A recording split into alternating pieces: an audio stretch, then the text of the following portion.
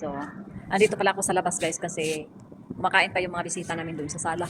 O, kumakain pa sila. Kakatapos ko lang mag-serve ng pagkain. So, andito pala ako sa labas nagtambay-tambay guys. Medyo mainit dito. Mainit ang hangin. Pero ano, mahangin siya pero mainit.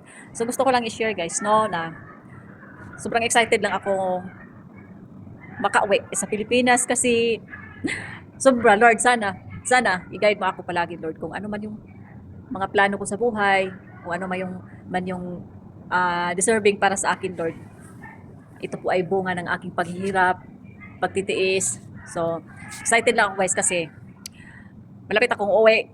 Number one, makita ko na yung mga anak ko at magkaisa na kami ulit. Number two, um, mag super excited ako mag-asikaso sa aking sariling bahay, mag-arrange sa mga something sa aking bahay, like mag-design o what else, basta sa sariling bahay ko. At tapos masaya na rin ako na makita sa aking mga anak yung pinaghirapan ko. Tapos ano, number one din na gusto kong na excited ako kasi gusto ko pablisingan yung bahay ko. Mapablisingan yung bahay ko na kasama ko ang buong pamilya ko. Tapos magpabinyag ako sa aking apo. Tapos first time kong mag-Christmas sa aking sariling bahay. First time ko ring mag-New Year sa aking sariling bahay. First time ko rin mag-fiesta sa aming sariling bahay. Oh, di ba ang saya sulit yung pag-uwi ko. So di bali kung basta si Lord ang bahala sa mga plano ko. Hoping guys, hoping Lord nga successful lahat ng mga plano ko at matikman namin yung saya, kasama ang pamilya ko, kasama ang mga anak ko, maging kumpleto kami kahit minsan lang kasi hindi pa ako sure kung hindi na ba ako balik dito or babalik pa ba. Depende na lang din guys kasi yun nga, hindi natin alam yung takbo ng buhay sa Pilipinas. Sobrang hirap, napakahirap, sobra, no? Lalo na pa siguro, kung ako lang, hindi naman siguro masyadong hirap kasi syempre, madiskarte tayo, di ba?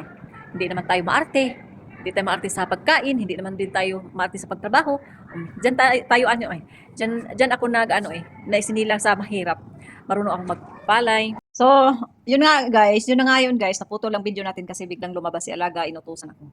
So, ipagpatuloy natin yung chika natin today at this time. So, andito na pala ako sa aking kwarto. Rest time ko na kasi tapos, gusto ko lang ipagpatuloy yung chika natin this time. So, yun na nga yung plano ko guys na sobrang napaka-exciting ang pag-uwi natin. So, pagdasal natin palagi, sabay natin ng dasal kasi lahat naman talaga kailangan ipagdasal kasi para ma-guide naman tayo sa mga plano natin na maging successful tayo. So, yun lang siguro yung ma-share ko guys. Wala na akong ibang maisip basta. Ang masabi ko lang excited ako na uuwi ng Pilipinas kasi nga gawa ng mag-asikaso tayo sa ating dream house, patapos na, tapos ay publishingan na din natin. So, syempre, magbisibisihan tayo doon. O, tapos, this is a time na makumpleto yung family ko with my kids, with my family. So, sulitin na lang natin guys. Malay natin kung baka gustuhin pa nating babalik dito sa trabaho, mag-abroad. So, doon na lang po ang desisyon. So na lang hindi muna ako magdesisyon kung babalik pa ako dito, hindi. Basta bahala na ang Panginoon. So yun lang yung ikaka-share ko sa inyo guys, basta happy ako. Thank you.